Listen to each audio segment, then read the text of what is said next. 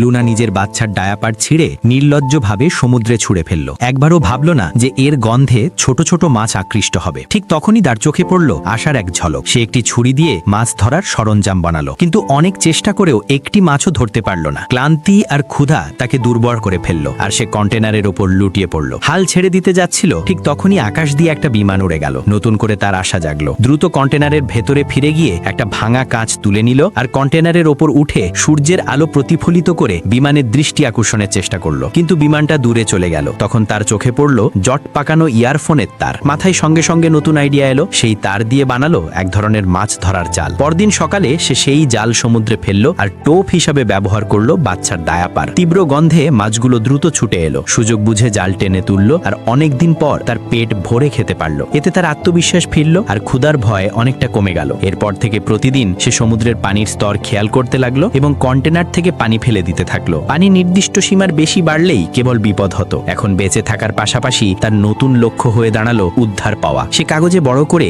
SOS লিখে প্লাস্টিকের বোতলে ভরে একে একে সমুদ্রে ভাসিয়ে দিল। আশা করলো কেউ না কেউ সেটা খুঁজে পাবে। ধীরে ধীরে পানির স্তর কমতে শুরু করলো। পরিস্থিতিও কিছুটা স্বাভাবিক হলো, কিন্তু এক রাতে হঠাৎ জোর শব্দে তার ঘুম ভাঙলো। বাইরে এসে দেখলো শব্দটা আসছে ভেসে যাওয়া একটা কন্টেনার থেকে। ঠিক তখনই তার মোবাইল চালু হয়ে গেল এবং সেখানে এলো জ্যাকের কল। কষ্ট করে ফোন আনলক করে লুনা তার স্বামীর শেষ মেসেজটা পড়ল। জানা গেল সীমান্ত পেরোনোর সময় জ্যাক ধরা পড়ে গিয়েছিল এবং পালানোর চেষ্টা করায় তাকে গুলি করে মারা হয়। মৃত্যুর আগে সে লুনাকে শেষ বিদায় জানিয়েছিল। এ খবর শুনে লুনা ভেতর থেকে ভেঙে পড়ল, কিন্তু নিজের নবজাতক সন্তানের জন্য হাল ছাড়ল না। 26তম দিনে পানি এতটাই বেড়ে গেল যে তাদের ঘুমানোর জায়গা পুরোপুরি ডুবে গেল। চাপ এত বাড়লো যে কন্টেনার থেকে আর পানি ফেলা সম্ভব হলো না। এখন তাদের একমাত্র উপায় ছিল কন্টেনারের ওপরেই থাকা, কিন্তু এটাও সাময়িক সমাধান ছিল, কারণ ধীরে ধীরে গোটা কন্টেনারটাই ডুবে যাচ্ছিল।